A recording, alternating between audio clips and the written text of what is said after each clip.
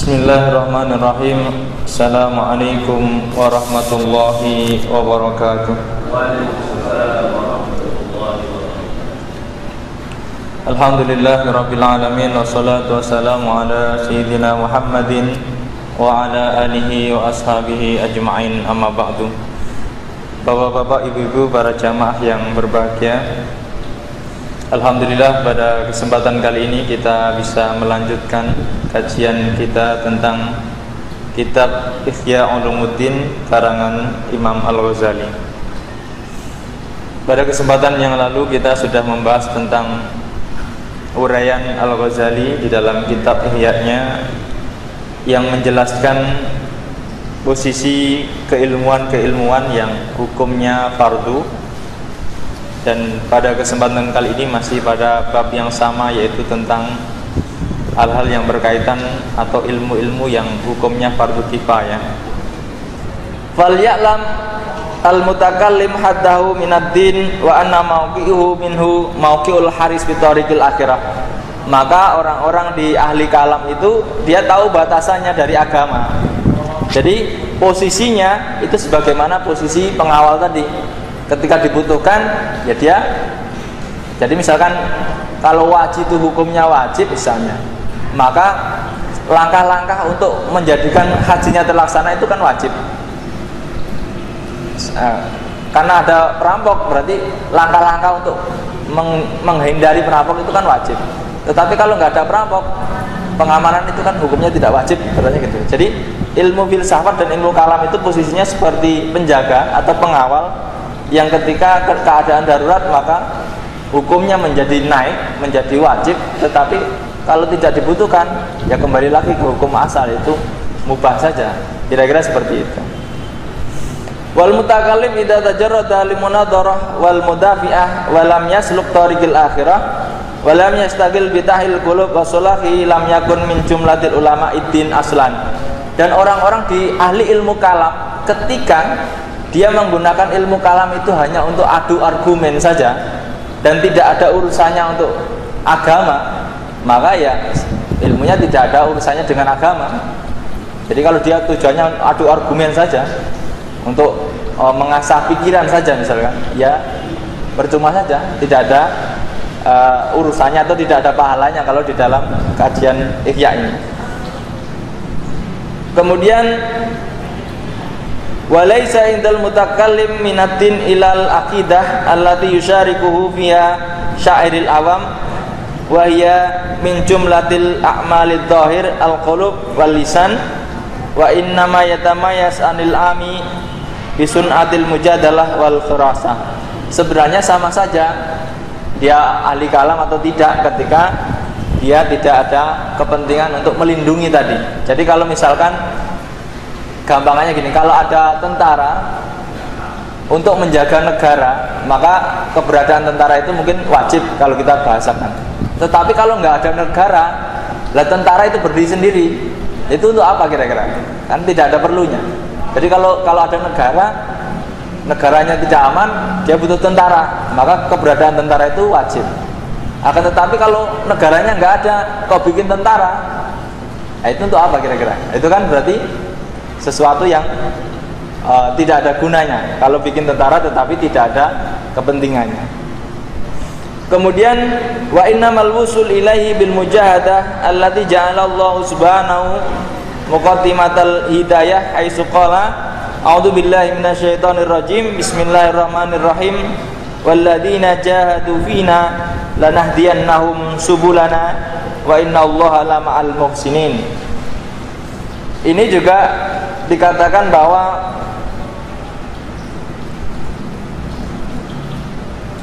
tujuan atau orang-orang ahli filsafat, ahli kalam itu sebenarnya tujuannya kalau dia ada hubungannya dengan agama, tujuannya itu hanya ya untuk mencari hakikat, untuk menemukan hakikat Allah itu apa atau siapa, kemudian sifatnya bagaimana, sama sebenarnya tujuannya sama, mungkin jalannya yang berbeda. Nah itu sumbernya adalah walladzina jahadu fina lanahdiyannahum subulana wa innallaha lama'al muhsinin. Dan orang-orang yang sungguh-sungguh menuju kami, menuju Allah, maka Allah akan menunjukkan jalannya. Jadi ketika kita sungguh-sungguh ingin kepada Allah, insya Allah kita akan ditunjukkan jalan. Jangan kemudian ada jalan, kemudian kita anggap ini yang paling lurus kepada Allah. Itu sebenarnya nggak bisa juga. Siapa orang yang sungguh-sungguh kepada Allah, dia akan ditunjukkan oleh Allah jalan yang terbaik baginya. Karena jalan menuju Allah itu tidak hanya satu. Lah Allah Maha Besar, masa jalannya cuma satu? Jalan ke Roma saja banyak sekali, apalagi jalan menuju Allah. Maka barang siapa sungguh-sungguh menuju Allah, Allah sendiri yang akan menunjukkan jalannya. Makanya orang-orang mendapat hidayah itu jalannya macam-macam. Tidak hanya satu jalan. Ada yang karena dia sudah dapat hidayah, ada kalanya hanya kejatuhan buah yang kecil saja dia dapat hidayah. Jadi macam-macam. Ada juga yang dekat dengan Nabi itu juga nggak dapat hidayah, ada juga. Maka kemudian hidayah itu jalannya ya dari Allah yang memberikan. Akan tetapi manusia atau kita semuanya itu dituntut hanya untuk menunjukkan atau menawarkan jalan-jalan yang sudah kita ketahui. Adapun nanti jalan mana yang terbaik untuk orang itu, ya Allah yang menentukan.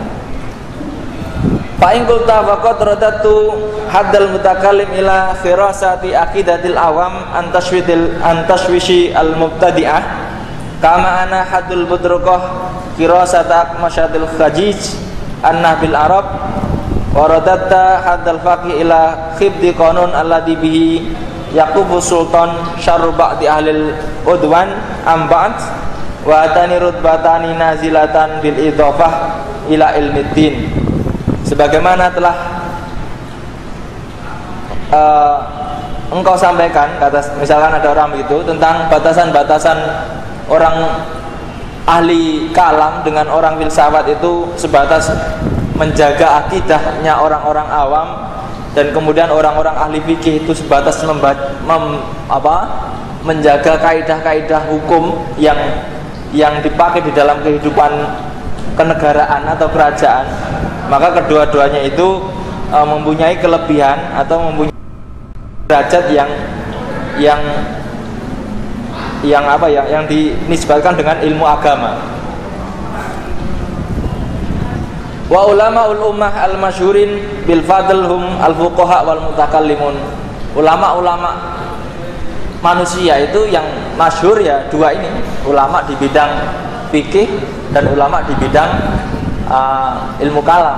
Jadi yang masyhur yaitu dua-duanya, karena itu dibutuhkan sekali di dalam kehidupannya. Kalau fikih seperti kemarin kita sampaikan bahwa fikih itu ya untuk mengurusi konon-konon atau hukum-hukum yang dipakai di dalam kerajaan itu, di dalam kaum itu. Sementara yang filsafat dan ilmu kalam tadi untuk membentengi akidah-akidah kaum awam yang dikhawatirkan akan terracuni dengan cara-cara orang-orang lain dalam adu argumen. Bapak-bapak, ibu-ibu yang dirahmati Allah, wahum afdalul khalq indallahi ta'ala, fa kaifa tanzilu darajatum ila hadil manzilah asafilah bil idhafah ila ilmuddin. Padahal itu makhluk yang paling mulia lah, gitu kira-kira. Tetapi kenapa di dalam urusan agama itu dia hanya porsinya sedikit, kira-kira seperti itu. Fa'lam ana man arafal haq birrijal hara bil mutahad ad-dalal. Ketahuilah barang siapa mengetahui kebenaran itu dari manusia, maka dia akan terjerumus kepada keheranan dalam kesesatan. Lalu bagaimana solusinya? Fa'arifil haq ta'rif ahlahu. Maka ketahuilah kebenaran itu, maka kau akan tahu ahlinya. Jadi kalau gampangnya gini, kalau kita mencari Allah atau memahami Allah melalui manusia, melalui keterangan manusia, ya kita akan keliru. Tetapi bagaimana caranya? Ya pahamilah Allah itu dari Allah langsung, maka kemudian setelah itu kau akan tahu siapa yang bisa memahaminya. Ini mungkin agak susah dipahami. Jadi ketika kita ingin memahami Allah, ya kita apa syaratnya? Ya zikir dulu yang banyak. Maka ketika zikir nanti ditunjukkan ini loh yang orang-orang yang paham kepada aku, gitu, gitu. Jadi jangan kemudian kita minta masukan kepada orang-orang yang belum tahu, belum tentu benar. Pak digambarkan seperti itu, Kak. Kalau filsafat, ahli-ahli filosof itu kan merasa dia paling tahu tentang bagaimana mencari Allah. Ibaratnya gitu. Maka kita kalau hanya bertanya kepada filosof Allah itu seperti apa, ya nanti jawabannya macam-macam. Ada yang dikatakan al-aqlul awal, aqlul tsani, dan sebagainya. Nah ini apakah benar? Ya belum tentu. Wong itu kalau kita bertanya kebenaran dari rijal, dari orang-orang, ya maka kita akan kadang-kadang tertipu dengan konsep-konsep, cara-cara dan sebagainya yang indah sekali, meskipun itu belum tentu benar. Tetapi kalau kita mengetahui Allah, ya kita akan tahu siapa sih yang ahli di bidang itu. Jadi kalau ingin mengetahui Allah, ya ketahuilah Allah, maka kau akan diberitahu tentang orang-orang yang tahu tentang Allah. Maka seperti ayat yang tadi disinggung, walladzina jahadu fina lanahdiyannahum subulana wa innallaha lama'al muhsinin. Jadi barang siapa sungguh-sungguh kepada Allah, berarti kan dia sudahlah langsung ke Allah saja, maka dia akan diberitahu. Maka orang-orang muhsinin inilah yang ahli kepada Allah. Lah muhsinin itu apa? Ya muhsin kalau kita bahas lagi ihsan itu anta budallah ka'annaka tarahu wa illam takun tarahu fa innahu yaraka. Orang-orang yang sudah sampai di derajat yang dia itu merasa dilihat oleh Allah di dalam segala aktivitasnya, atau paling tidak kalau mampu lagi dia sudah bisa melihat Allah. Ini muhsinin. Wa innallaha lama'al muhsinin. Jadi bukan berarti orang itu kemudian dikasih jalan wangsit ketika tidur, ini harus kamu lakukan, ini tidak. Tetapi dia akan didekatkan dengan orang-orang yang ahli di bidang itu untuk menuju Allah. Fa'arifil haq ta'rif ahlahu in kunta salikan tariqal haq wa in qanata bit taqlid wa nadhar ila mastahara fid darajatil fadl bainan nas fala taqfal an sahabat wa uluwi mansibihim. Itu ketika mampu seperti itu. Tapi kalau kita tidak mampu, saya tidak mampu itu, fa in qanata, ketika kau menerima dengan taklid, ikut sajalah kepada orang-orang yang sudah masyhur, punya derajat di dalam keilmuan. Oh ini orang ini sudah masyhur, sudah terkenal ilmunya, saya ikut sajalah. Akan tetapi kemudian saran Al-Ghazali, fala taqfal anis sahabah wa ului mansihim, tapi janganlah kemudian engkau lupa dengan para sahabat Nabi dan tingginya derajatnya. Janganlah ibaratnya gitu, janganlah kalian itu terlalu percaya kepada orang-orang di bidang ilmu kalam, akan tetapi melupakan sahabat-sahabat Nabi yang tinggi derajatnya. Atau mungkin janganlah kau mengikuti seseorang yang sudah masyhur ketenarannya, sudah masyhur ilmunya, akan tetapi melupakan istilahnya derajat keluhuran para sahabat di dalam Islam. Faqad ajma'al ladzina aradat bi dzikrihim ala taqaddumihim wa annahum la yudriku fiddin sya'nuhum wa la yashaqu ghubaruhum. Jadi bahkan kalau kita lihat para sahabat itu tidak ada kepentingan sedikit pun dari agama. Kalau orang-orang filosof-filosof atau ilmuwan-ilmuwan itu kadang ada kepentingan dari apa yang dia teliti. Ada kepentingan di dalam agama, entah dia mencari posisi atau apa, ada kepentingan. Tapi kalau para sahabat itu paham ilmu agama tanpa ada kepentingan untuk dirinya. Walam yakun tuqaddimuhum bil kalam wal fikih. Dan orang-orang atau para sahabat Nabi itu juga tidak semuanya ahli di bidang fikih dan kalam gitu. Jadi janganlah kemudian menganggap sahabat Nabi itu lebih bodoh daripada orang-orang yang ahli kalam atau ahli fikih.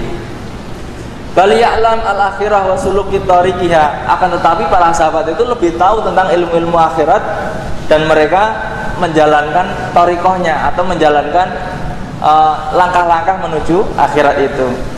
Wa ma fadlu Abu Bakar radhiyallahu anhu an-nasa bi kasrati siyam wala shalah wala bi kasrati riwayah wala fatawa wala kalam walakin bi syai'in wa farafi sadrihi.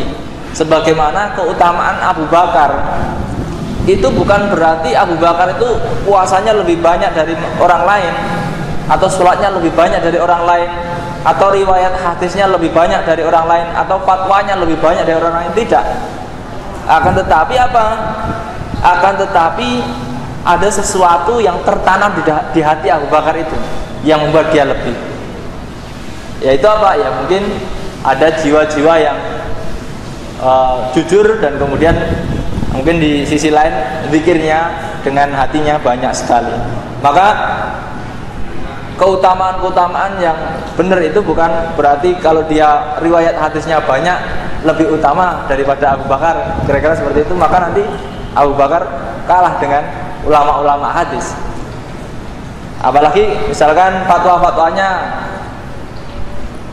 lebih banyak daripada Abu Bakar misalnya, ya belum tentu dia, atau bahkan tidak mungkin dia melebihi kehebatan Abu Bakar. Kama syahidalahu sayyidil mursalin sallallahu alaihi wasallam, falyakun khirsaka fi talabi dzalika sir wa huwa al-jawhar an-nafis wa darul maknun wa da'an kama tutabiq asarin nas alaihi wa ala tafkhimihi wa ta'dimihi li asbabin wa dawa'i yatulu tafsilha. Lalu kemudian kalau Anda ingin, kalau kata Al-Ghazali, kalau Anda ingin menjadi utama, tirulah Abu Bakar. Dalam hal apa? Dalam hal sesuatu yang dirahasiakan itu, karena itu adalah sesuatu yang rahasia. Kemudian dan hindarilah perilaku-perilaku yang ada di dalam diri kalian, sebagaimana perilaku-perilaku umumnya manusia yang mengagung-agungkan dan mungkin membesar-besarkan seseorang atau mengagung-agungkan seseorang li asbabin, karena sebab-sebab atau trik-trik yang mereka jadikan sesuatu itu menjadi hebat. Jadi janganlah kemudian kita terlalu percaya dengan orang-orang yang mungkin ininya penggemarnya banyak. Jadi kalau penggemarnya banyak, kadang-kadang kita merasa kalau penggemarnya banyak, apa yang dikatakan itu selalu benar. Padahal tidak seperti itu. Yang benar ya benar, meskipun yang itu sedikit atau gitu. Jadi kalau hitungan benar, apa yang benar itu yang banyak, maka bisa jadi artis-artis luar bisa mengalahkan kebenaran-kebenaran yang ada. Jadi apa yang dikatakan benar. Dan itu umumnya manusia menganggap kalau orang itu tenar, kalau orang itu penggemarnya banyak, seolah-olah kata-katanya itu selalu benar. Itu yang harus dihindari kalau kita mau menuju akhirat, kata Al-Ghazali. Walaqad qabada Rasulullah sallallahu alaihi wasallam an alafi minas sahabah radhiyallahu anhum kulluhum ulama'un billah asna alaihim Rasulullah sallallahu alaihi wasallam. Rasulullah wafat dan meninggalkan ribuan sahabat, dan ribuan sahabat itu nilainya atau dia itu di atas ulama-ulama billah. Jadi kalau ada ulama-ulama sekarang yang cerdas-cerdas misalkan, yang hebat-hebat, itu tidak mampu melebihi derajatnya sahabat. Meskipun sahabat itu ya tingkatannya macam-macam, tidak semua ahli fatwa, tidak semuanya pinter, tidak semuanya kaya, dan sebagainya. Kemudian dikatakan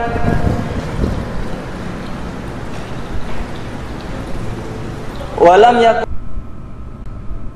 adal kalam, dan tidak seorang pun dari sahabat itu yang ahli di bidang ilmu kalam. Wala nasaba nafsahu li fataya minhum ahadun, dan tidak pula ada yang ahli fatwa dari sahabat-sahabat itu, tidak ada seorang pun yang ahli di bidang fatwa illa bid'ata asyara rajulan, kecuali beberapa belas saja dari sahabat-sahabat Nabi. Dari ribuan sahabat Nabi itu yang bisa berfatwa itu hanya hitungannya belasan. Walaqad kana Ibnu Umar radhiyallahu anhu minhum wa kana idza su'ila anil fataya yaqulu lis-sa'il, dan Ibnu Umar pada waktu itu ketika ditanya tentang fatwa, ada orang minta fatwa kepada Ibnu Umar, maka Ibnu Umar menjawab, idhab ila fulanil amir alladhi taqallada umuran nas wa da'aha fi unuqiha. Pergilah kalian kepada seorang pemimpin yang diserai urusan manusia di tempat itu. Apa maksudnya? Isyaratan ila anal fataya bil qadaya wal ahkam min tawabi'il wilayah wa sultana. Fatwa-fatwa itu terbatas kepada wilayah kekuasaan. Jadi kalau kita bahasan sekarang mungkin fatwa itu ya perda, peraturan daerah itu.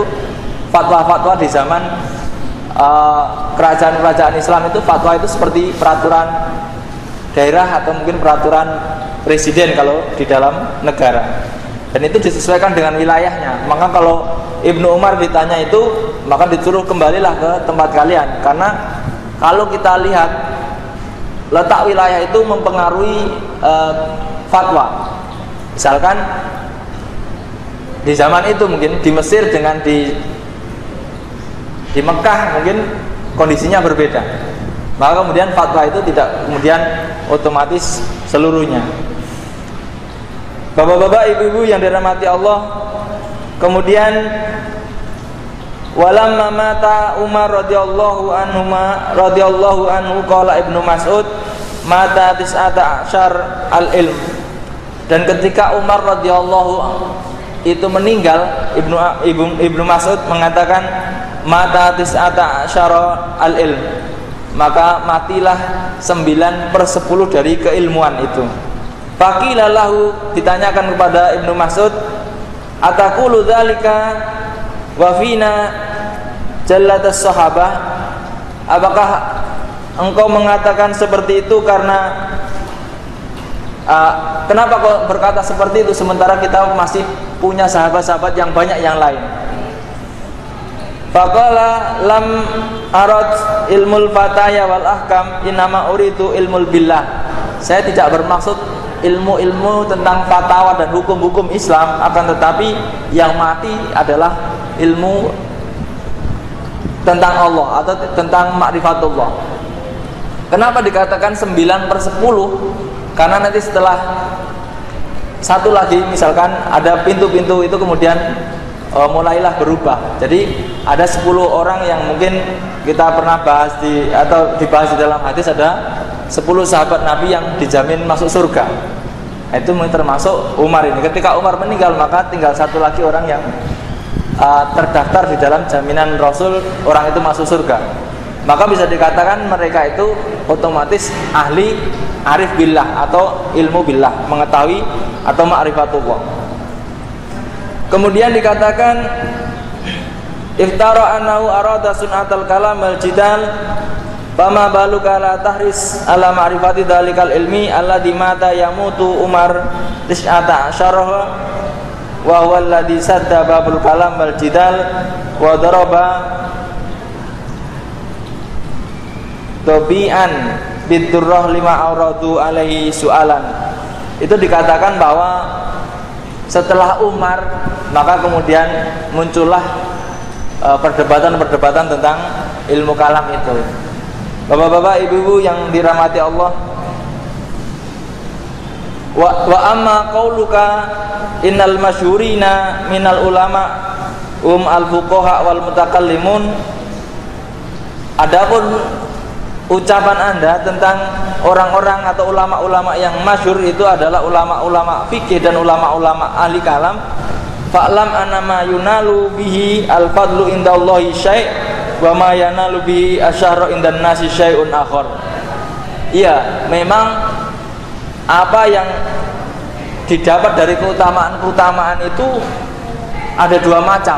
Ada orang yang dapat keutamaan di sisi Allah, ada orang yang dapat keutamaan di sisi ketenaran duniawi. Jadi ada dua kemungkinan. Jadi kenapa? Apakah kemudian orang-orang yang tenar di dunia itu otomatis dia dekat dengan Allah? Tentu tidak. Kalau modelnya seperti itu, maka yang masuk surga duluan orang-orang yang pengikutnya banyak.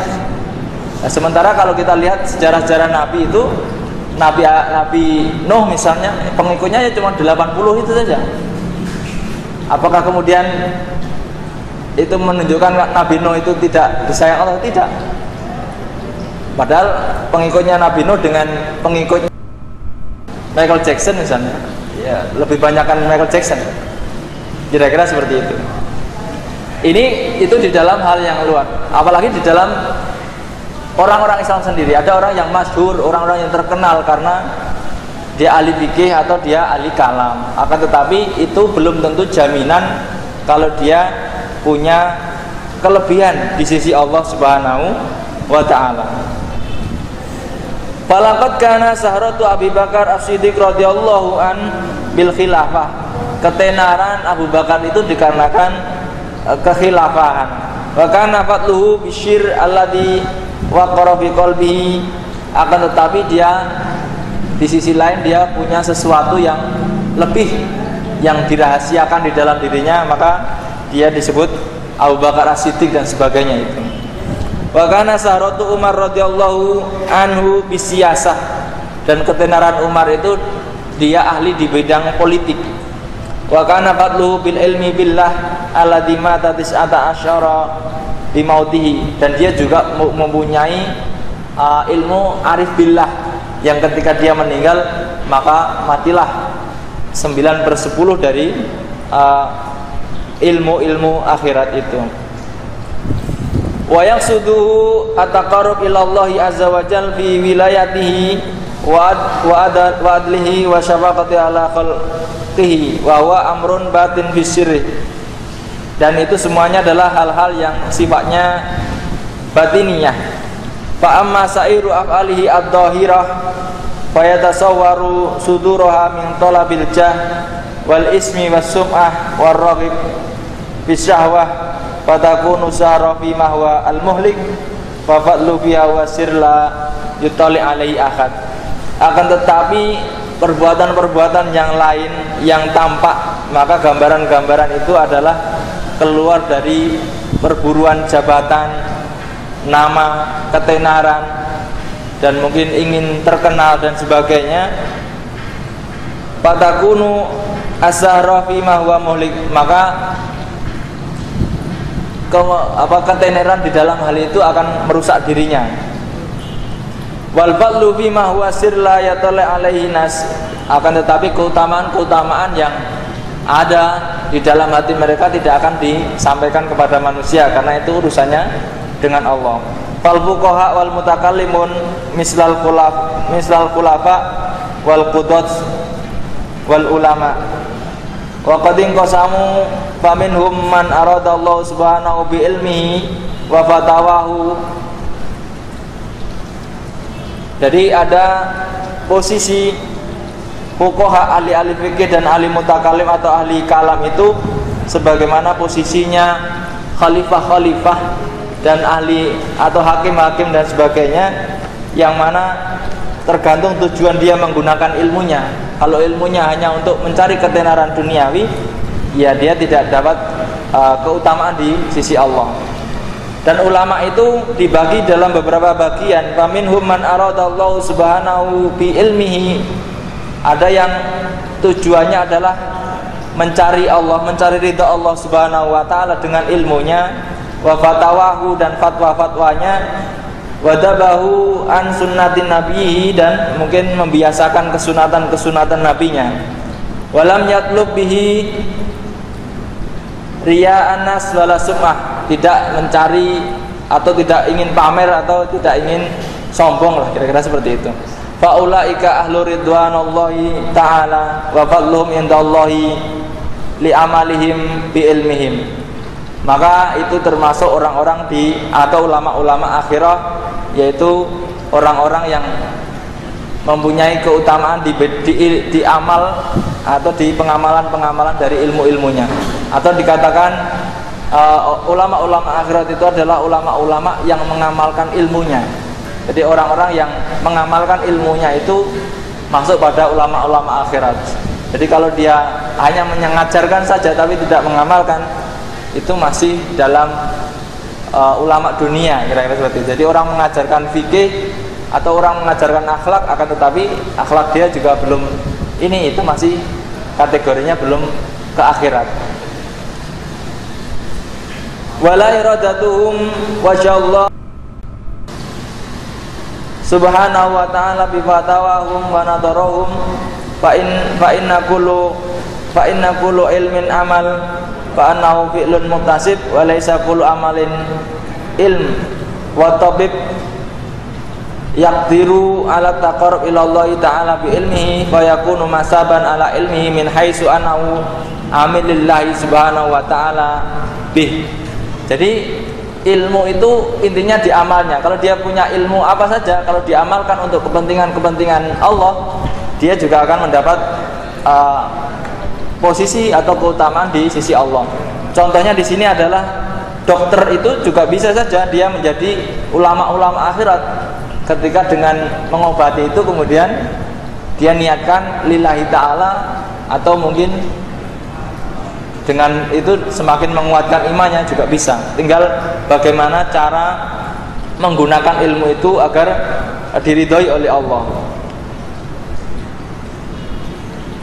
Wa sultan yatawasat bainal khalqi lillah, dan pemerintah itu ibarat kata adalah perantara antara Allah dan makhluk-makhluk yang lain. Maka ketika dia memerintah dengan adil, yaitu dia akan mendapat pahala yang luar biasa. Akan tetapi kalau dia memerintah dengan seenaknya saja, tidak adil, maka dia akan mendapatkan siksa, kira-kira seperti itu. Karena dia yang diserai urusan oleh Allah.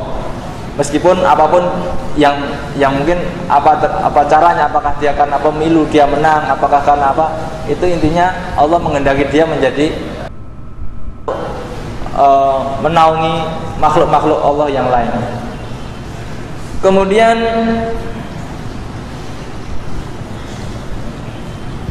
la min haitsu inna mutakafil bi ilmiddin bal min haitsu wa muqallid bi amalin yaqsudu bihi taqarrub ila Allah azza wa jal bi ilmihi.